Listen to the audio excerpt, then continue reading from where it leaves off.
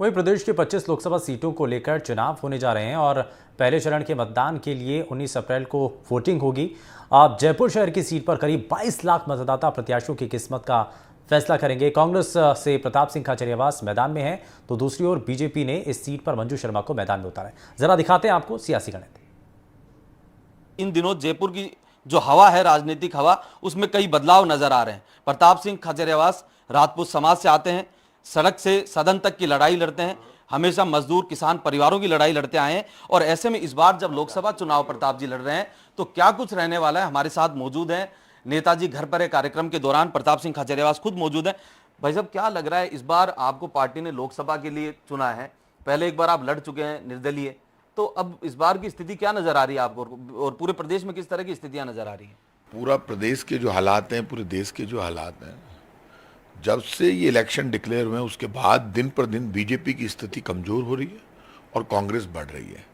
सब मामला तो तब सामने आएगा जब रिजल्ट आएंगे। क्यों आजकल क्या एक दहशत हो गई, दहशत है मेंबर ऑफ पार्लियामेंट में, दहशत है मुख्यमंत्रियों में, दहशत है एमएलएज में, डरे हुए इस देश के बड़े बड़े पदों पर बैठे हुए लोग।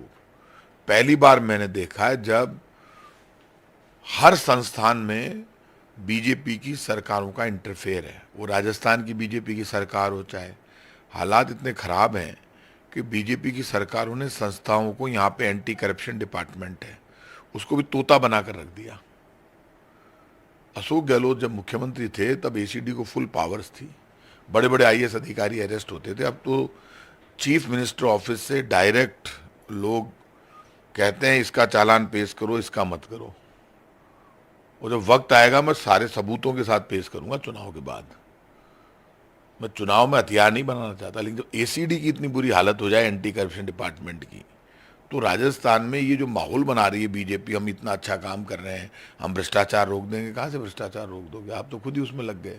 देखिए, राजस्थान के हालात बहुत ख़राब है और आप इस बात को समझ लो, बहुत ही ज़्यादा भेदभाव हो रहा है, बहुत ज़्यादा हालत ख़राब है।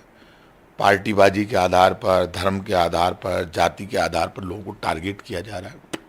अभी तो चुनाव चल रहा है, लेकिन राजस्थान की धरती पर ये स्पेशल धरती है, स्वाभिमान, शौर्य और बलिदान की धरती है। यदि बीजेपी ये समझ रही है कि उनको सरकार मिल गई और बंदूक के दम पर वो सरकार चला लेंगे और चाहेंगे जैसे तोड़ मरोड़ के करप्शन फैला देंगे, भ्रष्टाचार फैला देंगे पूरे राजस्थान में, सब संस्थाओं को ख़त्म कर देंगे। जो संस्थाएं हमने एसीडी को यहाँ बहुत मजबूती दी, जिसकी दहशत थी भ्रष्टाचार के खिलाफ, एंटी करप्शन, वो दहशत खत्म हो गई एंटी करप्शन डिपार्टमेंट की। तो भाई साहब, काम भी नहीं किया, आप कह रहे हैं काम नहीं किया, सारी चीज़ें बता रहे हैं, जनता के सामने आप चीज़ें भी रखते हैं, तो क्या चुनाव में इसका असर देखने को मिलेगा या नहीं, क्योंकि अब नज़दीक है चुनाव? राजस्थान में कल तक तो लग रहा था 5-7 सीटें आएगी कांग्रेस की। कांग्रेस 12-13 सीटों के आंकड़े पर आएगी और देश में आप देख लेना बीजेपी की सरकार नहीं बनेगी और राजस्थान की उसमें बड़ी भूमिका होगी सरकार नहीं बनाने में। ये आप किन चीज़ों को देखकर कह रहे हैं, आपको कैसा लग रहा है? कहाँ नहीं हार रही बीजेपी। देखो, लोग क्या है, डरे हुए हैं, लोग खुलने लगे हैं। संविधान बदल देंगे, संविधान चेंज करेंगे, बीजेपी साफ कह रही है। एसटी एससी ने साफ फैसला कर लिया, जो संविधान ही बदल रहे हैं बाबा साहब भीमराव अंबेडकर साहब का, जो सबको बराबर का अधिकार देता है, तो बचा क्या? आपसे किसान नाराज है, कर्मचारी नाराज है, आपसे इकोनॉमिक वीकर सेक्शन के गरीब लोग नाराज है, जनरल कास्ट के, आपसे यूथ नाराज है, आपसे माँ बहन बेटी नाराज है। महंगाई के कारण लोग खून के आंसू रो रहे हैं। मतलब याद आ गई मेरे को एक बार ईडब्ल्यूएस वाले मामले में आपने मुख्यमंत्री जी से कई वार्ता की, लोगों को मिलवाए, उस दौरान जब ये चीज़ें चली, तो आज क्या समाज उस चीज़ को देख रहा है क्या? राजस्थान में हमने जमीन और मकान की गारंटी खत्म कर दी, लेकिन केंद्र की भाजपा सरकार ने आज भी जमीन और मकान की गारंटी खत्म नहीं की। इसलिए ईडब्ल्यूएस का फायदा राजस्थान के बच्चों को नहीं मिल रहा। ये जो सरकार है ये बड़े अजीब सी है। और केंद्र की सरकार ने भी क्या किया, नोटबंदी के कोई रिजल्ट नहीं है, 15 लाख अच्छे दिन की कोई बात नहीं है। हर साल 2 करोड़ लोगों को रोजगार देने की बात कही थी, अब तक 20 करोड़ लोगों को रोजगार मिल जाता, लेकिन 20 लाख लोगों को रोजगार नहीं दिया। अब ये पूरे झूठे नारे देते हैं, सबका साथ, सबका विकास, मेरा भारत मेरा परिवार। सब जानते हैं परिवार को तो कोई मानते ही नहीं है। 400 पार भी। 400 पार वार तो कोई है ही नहीं, लेकिन 400 पार का ये जो नारा दे रहे हैं, ये परसेप्शन से, भ्रम से सरकार बनाना चाहते हैं कि कैसे भी हमारी सरकार बन जाए। जब ये चुन चुन कर ऐसे उम्मीदवार लेकर आए, आप बताइए, एक एमपी का मतलब क्या होता है? जो आपके सुख दुख का साथी हो, जो आप 24 घंटे दरवाज़ा खुला रखे, जिसको आप जाकर हाथ पकड़ के काम करा सकते हो, जिसको आप फ़ोन करके बता सकते हो मेरे थाने ने ये कर दिया, यहाँ जुल्म हो रहा है, यहाँ न्याय हो रहा है, माँ बहन बेटी कानून व्यवस्था चौपट हो गई है, आप आइए। तो मेंबर ऑफ पार्लियामेंट वहाँ पहुँचेगा और अपनी आवाज़ बुलंद करेगा, लोकसभा में भी, सड़क पर भी और स्टेट गवर्नमेंट के खिलाफ भी। ये तो कह रहे हैं कि नहीं एमपी की कोई वैल्यू ही नहीं है।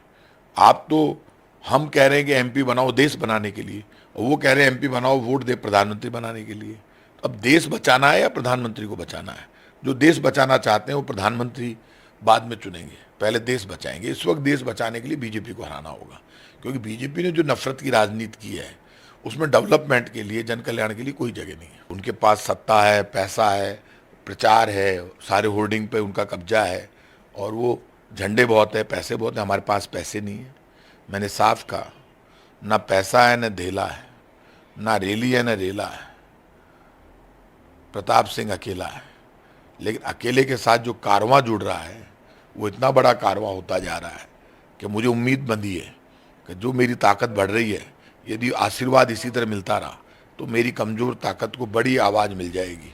और यदि ये बड़ी आवाज़ मिल गई और लोगों ने मेरी मदद कर दी और जयपुर की सीट बदल गई और मैं बीजेपी को हरा पाया, ये मानकर चलना हिंदुस्तान में बीजेपी का जुल्म और तानाशाही खत्म हो जाएगा।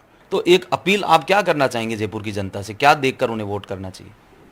जयपुर के लोगों से मैं रिक्वेस्ट करूंगा, इस वक्त मुझे आपकी मदद की ज़रूरत है, आप मेरी मदद करो। मैं सबसे रिक्वेस्ट करूंगा कि आपके सुख दुख में हमेशा जो खड़ा रहे, 24 घंटे दरवाज़ा खुला रखे, फ़ोन उठाकर आपका काम कराने की ताकत रखता हो, ऐसा लोकसभा का उम्मीदवार चुनो। आपसे मेरी रिक्वेस्ट है, आप मेरे साथ आओ। मेरा बैलेट नंबर 1 है, मुझे वोट करो, हाथ के निशान का बटन दबाओ। आप मेरा साथ देंगे तो ही मैं बचूंगा, क्योंकि प्रचार में मैं पीछे हूँ, हमारे पास पैसा टका नहीं है। देखिए, हमारे साथ प्रताप सिंह खाचरियावास के पिताजी भी हैं, उनसे भी हम बात करेंगे और उनसे ये इनके बारे में अगर मैं आपको बताऊं तो भैरू सिंह शेखावत के भाई भी हैं और तमाम चीज़ों को लेकर इनसे ही बात करेंगे। कैसा लग रहा है प्रताप जी, अब लोकसभा का, पहले विधानसभा लड़े, मंत्री बने, हमेशा सड़कों पर लड़ाई लड़ते रहते हैं, मंत्री की तरह रहे नहीं कभी, और अब लोकसभा की तैयारी कर रहे हैं, तो आपको क्या लग रहा है, जीतेंगे? किस तरह रणनीति बना रहे हैं आप? नहीं, जीतेंगे बहुत अच्छे। खुद घूमते हैं, मैं खुद घूमता हूँ, लोगों में यही बात भावना पैदा होती है कि साहब प्रताप सिंह जी ने बेचारों ने काम तो बहुत किया और सब जगह काम करते हैं। आज भी टेलीफोन उठाकर सुनते हैं और जैसा हो वैसा करते हैं। तो देखिए, ये इनके पिताजी थे और प्रताप सिंह खाचरियावास के भांजे दुष्यंत सिंह भी हमारे साथ हैं, उनसे भी हम बात कर लेते हैं। दुष्यंत, क्या लग रहा है, किस तरह युवाओं को साथ लेकर आप लोग आगे बढ़ रहे हैं? देखिए, युवा कांग्रेस के साथ खड़ा है, प्रताप सिंह जी के साथ खड़ा है। राजस्थान यूनिवर्सिटी के प्रेसिडेंट से लेकर चाहे कोई सा भी आंदोलन हो, जयपुर के सड़कों पर प्रताप सिंह जी नजर आए हैं। मोदी जी यहाँ आज तक आए नहीं है। वोट प्रताप सिंह जी और मंजू शर्मा के नाम पे चुनाव हो रहा है और प्रताप सिंह जी को वोट मिलेगा। युवा इनके साथ खड़ा है राजस्थान का। तो देखिए, ये सभी थे, प्रताप सिंह खाचरियावास थे, उनके परिवार के लोग थे, उनके पिता भी थे, तो सभी का यहाँ कहना है, क्योंकि नेताजी घर पर इस कार्यक्रम में आज हमने प्रताप सिंह खाचरियावास से आपको रूबरू कराया, तमाम मुद्दे उठाए, बीजेपी पर उन्होंने आरोप लगाए और जयपुर की जनता से अपील की कि वो कांग्रेस के पक्ष में जो है वो वोट करें और देश और संविधान को बचाने का काम करें। मुबारक खान, एनडीटीवी, जयपुर।